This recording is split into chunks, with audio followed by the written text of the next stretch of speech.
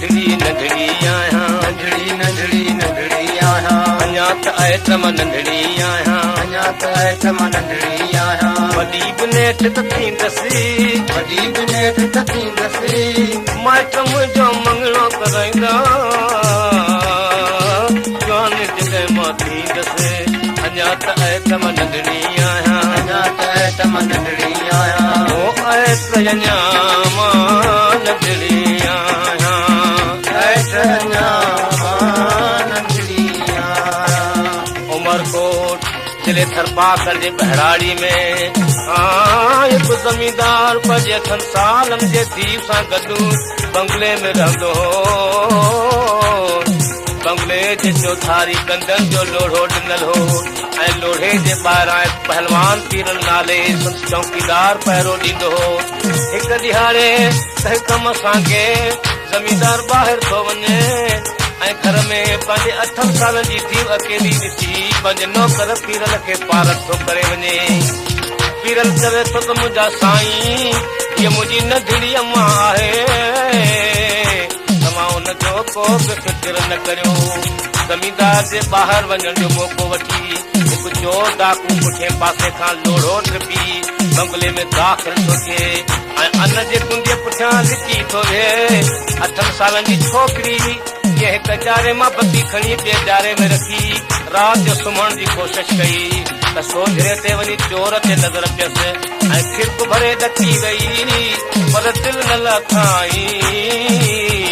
दिल में सोचाई त मुंहिंजो पहलवान पीरल नौकर त ॿाहिरि बराबरि वेठो आहे पर जेसी सॾु करियांसि तेसी मूंखे चोर मारे विझंदो उन करे अहिड़ी का अटकल करियां जो चोर खे पीरल खां जलायां पंहिंजी जान बि बचायां पंहिंजो माल बि बचायां छा कयई जो बत्ती साॻे जारे में रखी आइट कढी वई कटण लॻी ऐं आइट सां ॻाल्हियूं करण लॻी चोर जे लेखे त ॿार आहे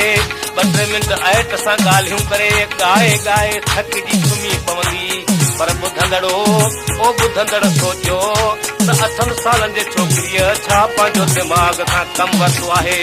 हू आइट खे चवे थी त मुंहिंजा मिठड़ा आइट ओ मुंहिंजा अदड़ा आइट अञा त आइट मां नंढड़ी आहियां अञा त आइट मां नंढड़ी आहियां वॾी बि नेठ त थींदसि वॾी बि नेठ त थींदसि माइट मुंहिंजो मंगणो कराईंदा जवान जॾहिं मां थींदसि अञा त आइट मां नंढड़ी आहियां अञा त आइट मां नंढड़ी आहियां ओ आइट अञा मां नंढड़ी आहियां आइट अञा नंढड़ी आहियां मंगणे खां पोइ छा थींदो घोट चढ़ी घर घोड़ी दो वठी नाल मुखनी दो यर वठी नाल मुखनी दो यर वठी नाल मुखनी दो छॾे पिकन जो घर ही पुराणो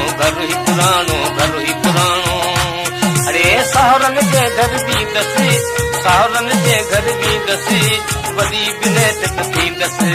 शादीअ खां पोइ छा थींदो शादीअ खां पोइ पुट बि त जमंदो होई मां पीरल नाम धरींदसि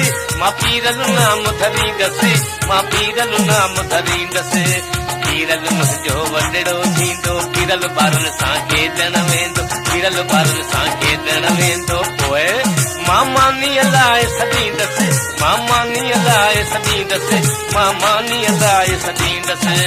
नथो अच पीरल चवंदो होए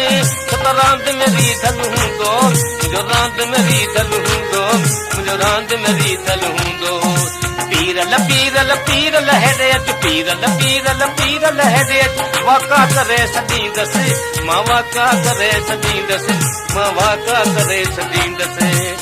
काह करे जो चयाई त पीरल हेॾां अचो त ॿाहिरि जो संत पीरल नौकर वेठो तंहिं सम्झो त शायदि अम्मा मूंखे थी सॾु करे सो यकदम पर्ट खोले अंदरि आयो ऐं दरवाज़े वटि बीही चवण लॻो अम्मा तव्हां छो सॾु कयो जो पीरल हाज़ुर ईअं जो चयाई त चोर हैरान थी वियो बेहोश थी वियो सफ़ा गिग पई वहेसि दिल में ख्याल कयईं त छोकिरी 8 सालनि जी हिते ई वेठी आहे एतिरे में वॾी थी सो मङी सो परणी सो दाढ़ीअ सां पीरल विझणाई